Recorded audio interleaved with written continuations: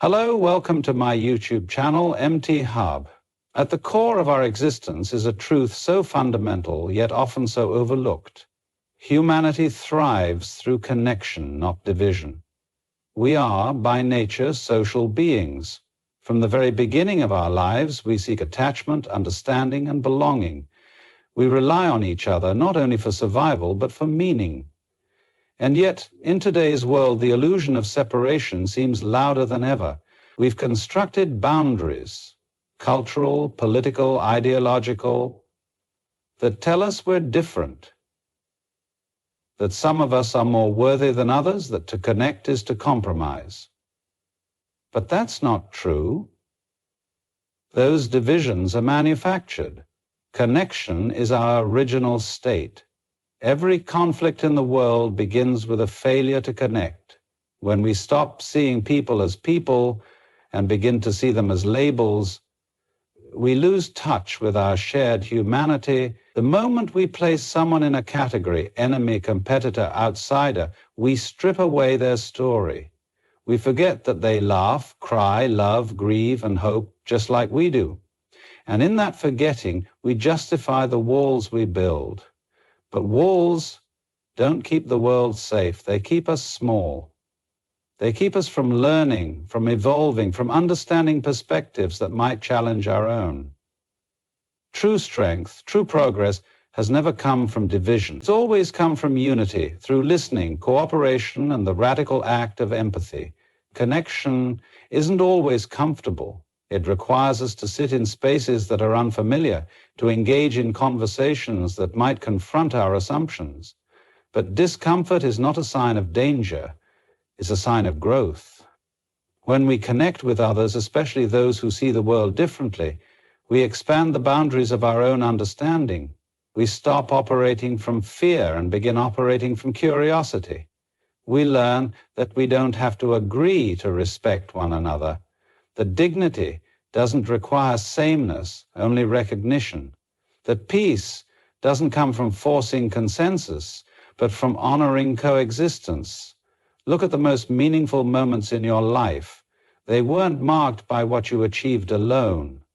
They were marked by who stood beside you, who believed in you, who saw you when you felt invisible.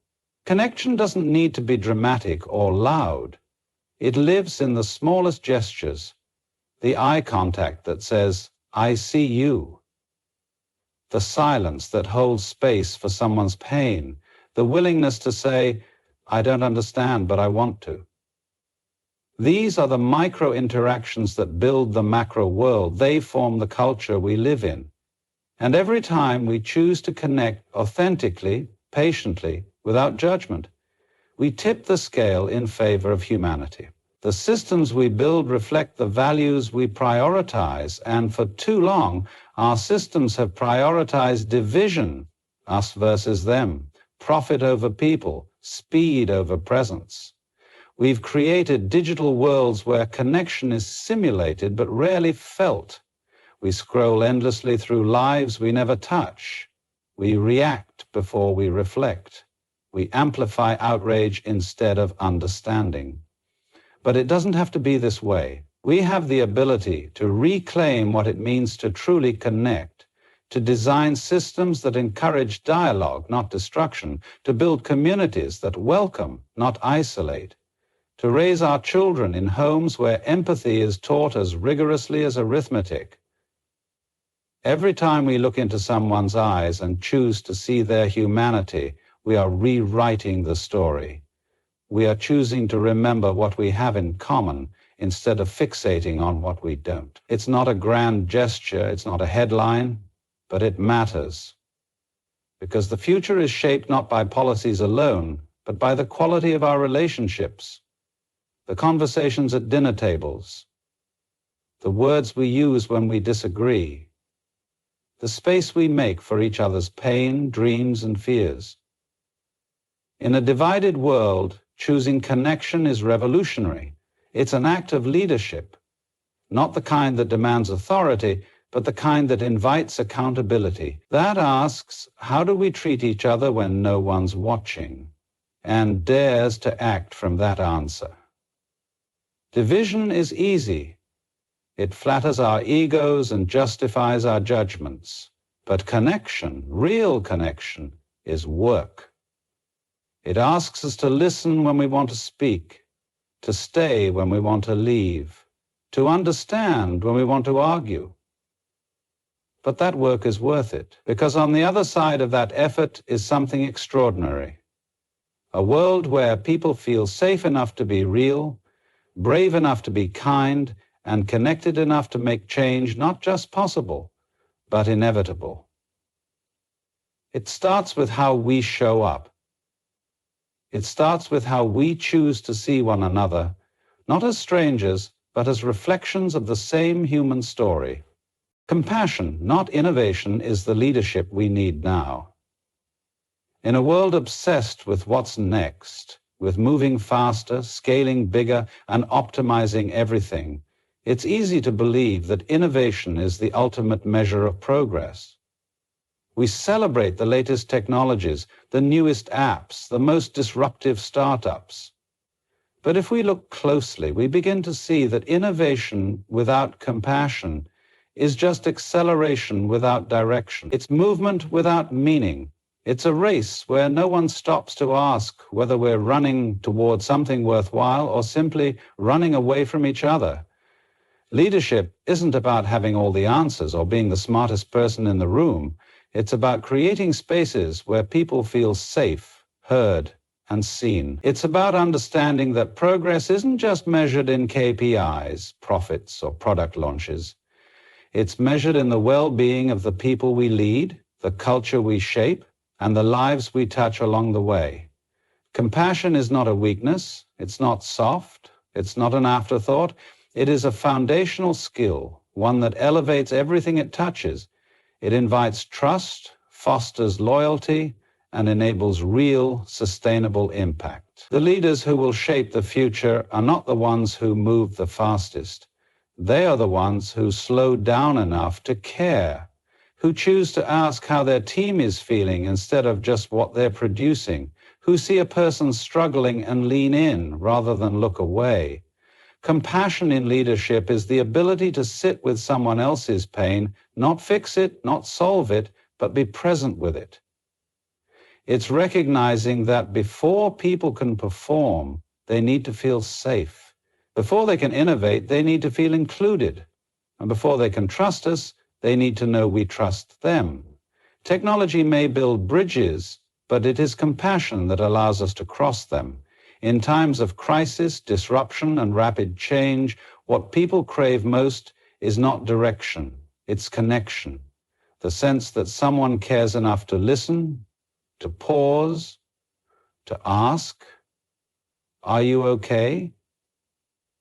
And not just ask, but mean it. Compassion is the act of making someone else's experience feel real, valid, and important. It means being willing to understand people not only through their output, but through their humanness, their fears, their flaws, their frustrations. We live in systems that reward efficiency, but humanity isn't efficient. People are complex. Emotions are messy. Growth is nonlinear. And yet, in that messiness lies the very thing that makes organizations, communities, and movements thrive: the capacity to care, the willingness to understand, the courage to lead from the heart, not just from the head. Too often we separate compassion from success as if the two are incompatible, but the data tells a different story. Teams led by empathetic leaders perform better. Cultures grounded in kindness retain talent longer. People who feel seen are more willing to take risks, share ideas, and show up with their full selves. Compassion is not a distraction from performance. It's a catalyst for it. When people feel that their leaders genuinely care, they give more, not because they have to, but because they want to. Compassion is not reserved for crises. It's not something we dust off during hard times. It's a daily practice, a lens through which we lead, serve, and decide. It's choosing to see the person behind the position, the story behind the struggle, the intention behind the mistake. It's resisting the urge to reduce people to roles or metrics and instead honoring their complexity. Compassion is asking the second question. It's noticing what goes unsaid. It's creating an environment where vulnerability is not punished, but protected. The most innovative teams are not those that fear failure. They are the ones that feel safe to fail. That safety doesn't come from policies, it comes from culture. And culture begins with how leaders show up, not when things are easy, but when things are uncertain, emotional, and real. Compassion is what allows leaders to navigate those moments with grace. It's the ability to hold space for discomfort without rushing to resolve it, to acknowledge pain without minimizing it, to see people not as problems to fix, but as human beings to support. Leadership without compassion is simply authority. It may produce short-term results, but it doesn't build anything lasting. Because people don't follow credentials, they follow character. They follow leaders who are brave enough to be kind, who know that listening is more powerful than instructing, who choose transparency over control. Compassion builds bridges where competition builds barriers. It creates belonging where burnout breeds disengagement. It allows for collaboration that feels meaningful, not transactional. In a noisy world, compassion is the quiet strength that changes everything. It doesn't make headlines, but it makes a difference. It doesn't dominate, but it endures. Because at the end of the day, people won't remember your strategy, your quarterly goals, or your growth rate. They'll remember how you made them feel. They'll remember whether they felt valued, respected, and cared for. Compassion doesn't replace innovation, it guides it. It gives it purpose, direction, and integrity. Without it, we may build great things, but we will never build great cultures. We may scale fast, but we will never rise together. Every act of empathy is a decision to shape the future. It's easy to underestimate the power of small moments, those instances where we choose to pause, to listen, to understand rather than assume. But the truth is, every time we lead with empathy, we are casting a vote for the kind of world we want to live in. Empathy is not just an emotional response, it's an intentional act. It's a leadership decision, a cultural commitment, a strategic advantage, and above all, a human responsibility. In a world that's often reactive, fast-paced, and overloaded with noise, choosing empathy is a form of rebellion, a quiet, steady revolution that changes everything it touches. Empathy doesn't demand agreement, only understanding.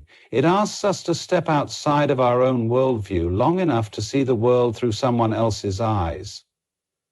And that shift, however temporary, can radically change the way we lead, collaborate, and live. Empathy says, I see you not as an opponent, but as a person, not as a problem, but as a presence. It disarms fear, it dissolves tension, it builds trust, because it tells people that they matter not because of what they produce, but because of who they are.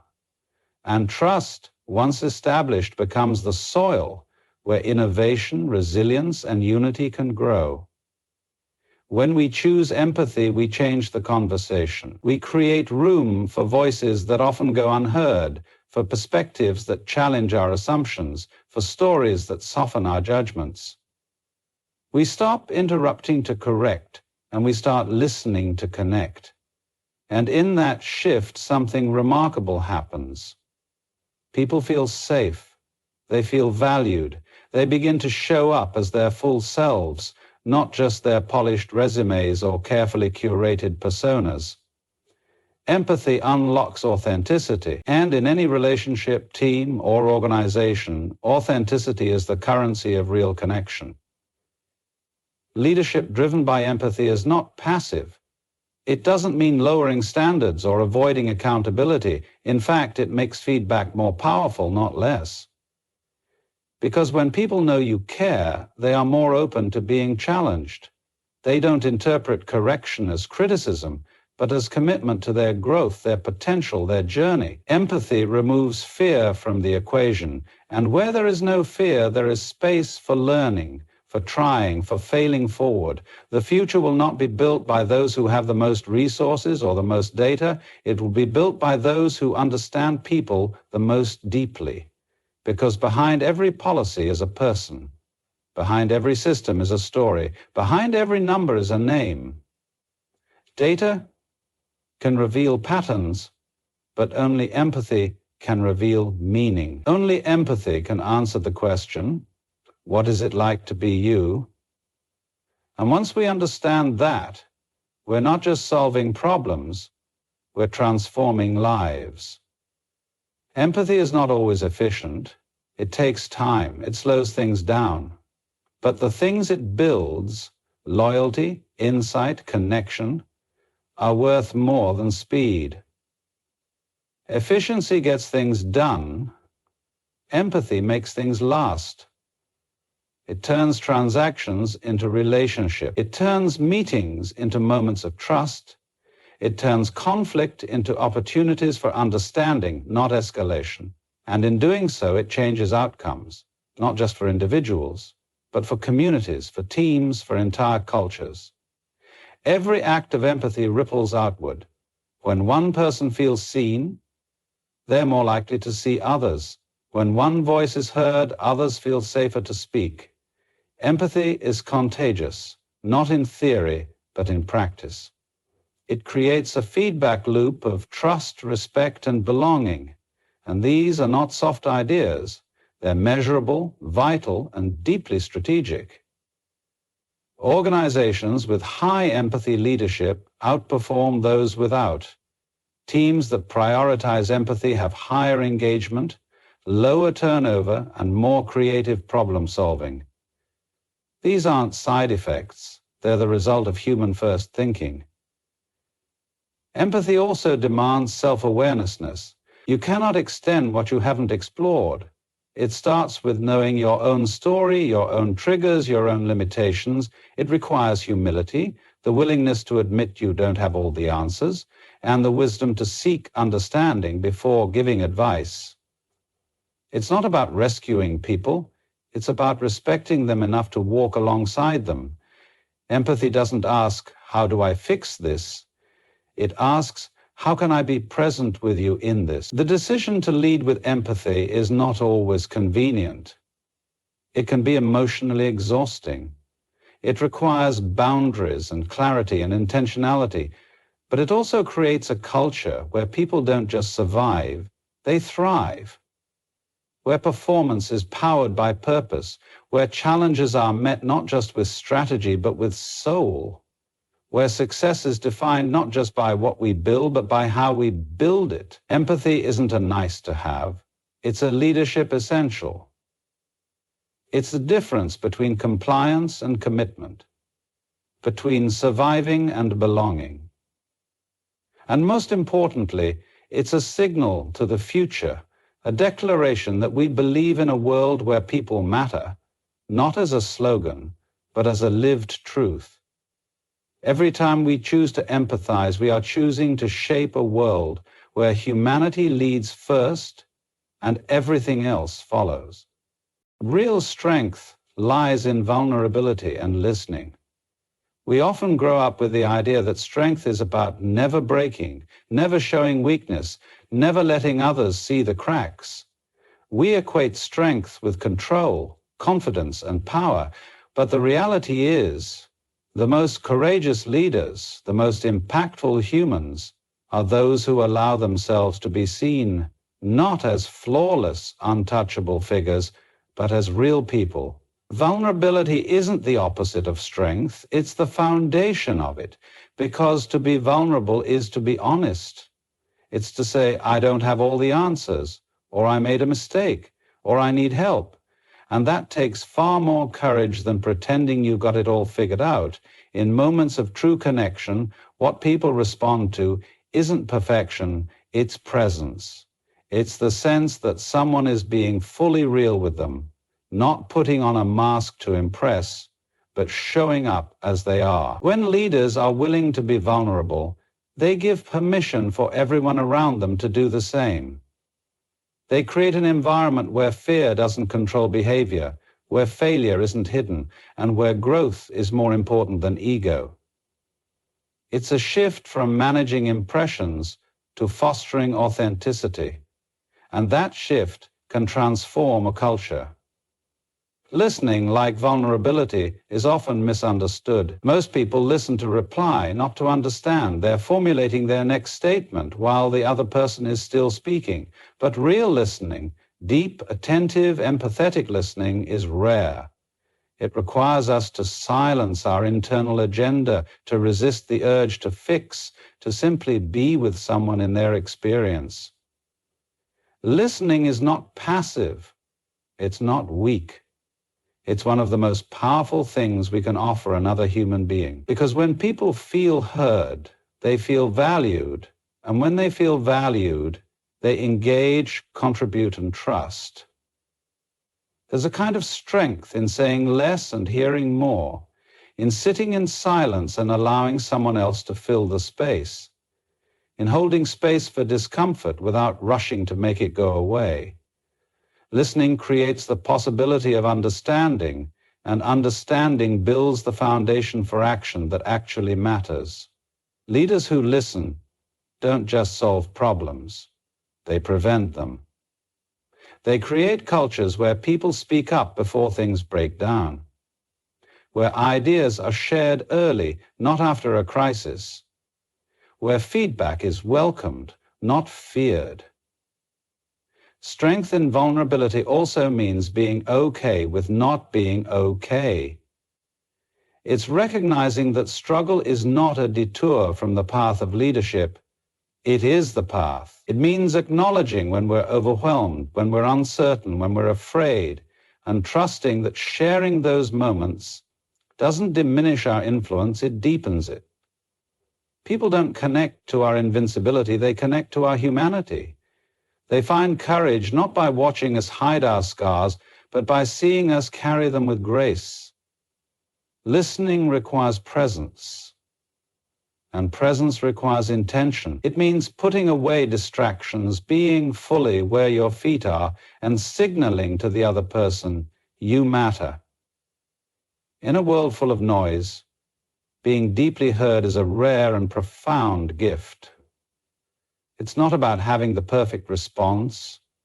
Sometimes the most powerful words are no words at all, just the openness to hold someone's truth without judgment. When we listen like that, we create trust. We build bridges that are stronger than any strategy. We build relationships that are grounded in respect. Vulnerability also means admitting when we're wrong. It's owning our impact even when our intent was good. It's saying, I didn't know, or I see now what I couldn't before. It's being teachable. And that humility isn't a liability, it's a magnet.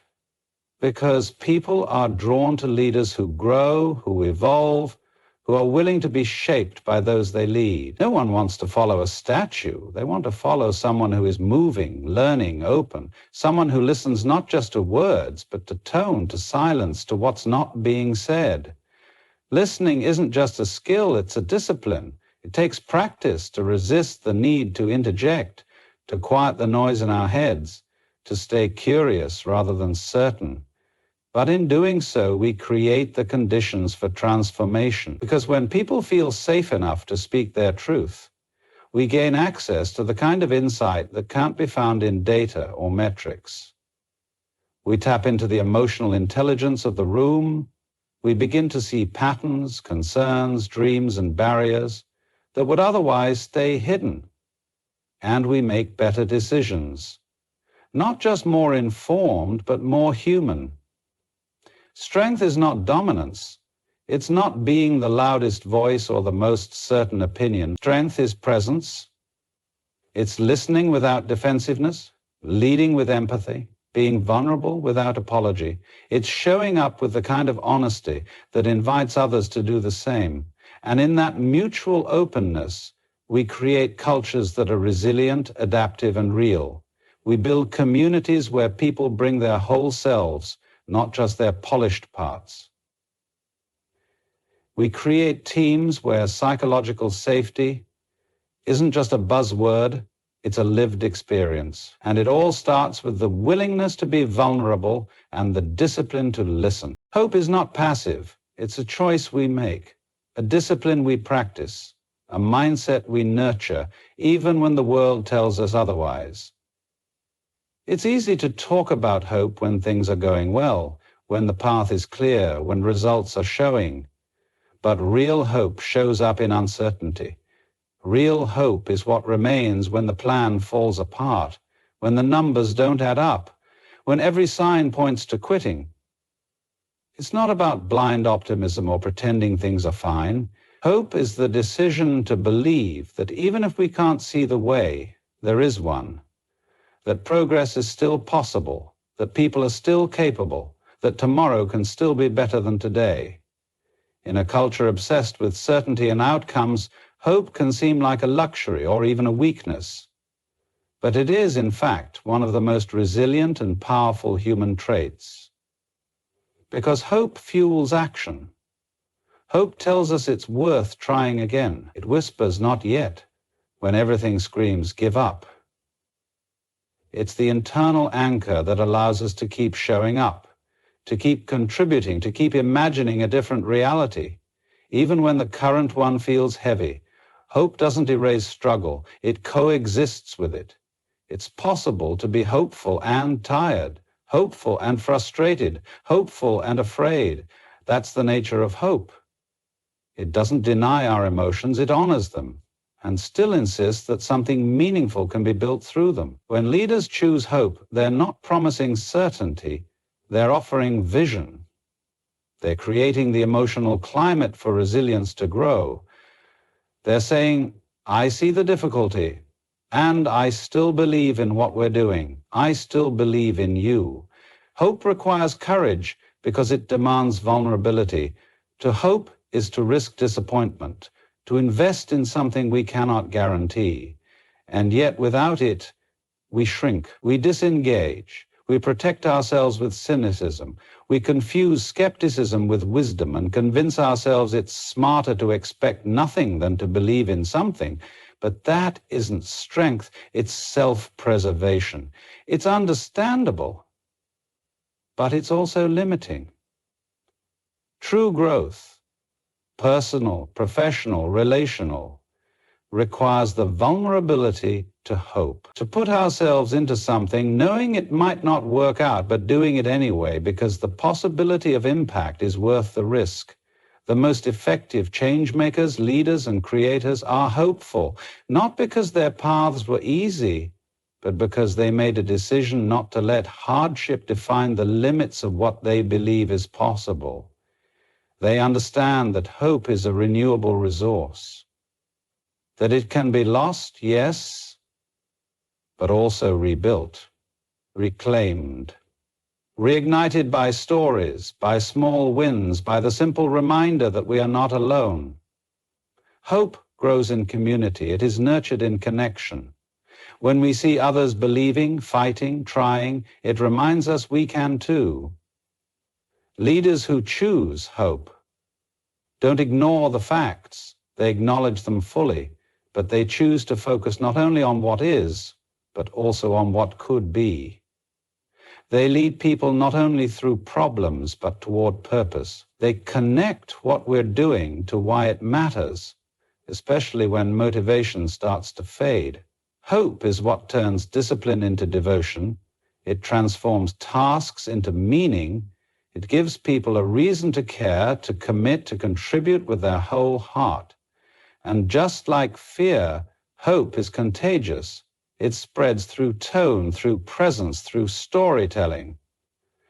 A single hopeful voice in a room full of doubt can shift the entire energy. A single leader who refuses to give in to despair can inspire a team to find solutions they didn't think were possible. Hope doesn't require charisma. It doesn't require certainty. It requires integrity. The quiet consistency of someone who chooses to show up again and again, not because they're sure they'll win, but because they believe it's worth trying. Hope is not waiting, it's working. It's believing that the future is not something we observe, but something we help build. It's understanding that even small actions have power, and that momentum starts with intention. It's the daily decision to respond with possibility instead of resignation, to ask, what can I create today? What can I shift? Who can I encourage? Those are hopeful questions, and they lead to hopeful environments. In moments of fatigue, hope can feel far away, but it's often not gone, it's just buried under layers of pressure, disappointment, or distraction. And it can be uncovered again, not through grand gestures, but through intentional focus, through remembering what matters, through reconnecting with our values, through surrounding ourselves with people who remind us of the bigger picture. Hope needs fuel. It needs stories, rest, clarity, and courage. And we are responsible for protecting and cultivating it. Not just for ourselves, but for the people who look to us. To lead with hope is to say, yes, things are hard. Yes, there is risk. Yes, the outcomes are unknown. But also, yes, there is purpose here. Yes, there is strength in us. Yes, there is a reason to keep going. This kind of hope is not naive. It's strategic. It aligns hearts with hands, belief with behavior. It brings people together around something that feels worth fighting for. And when people feel like their effort is meaningful, when they believe the work is part of something bigger than themselves, hope becomes more than an emotion. It becomes a force that moves people forward together.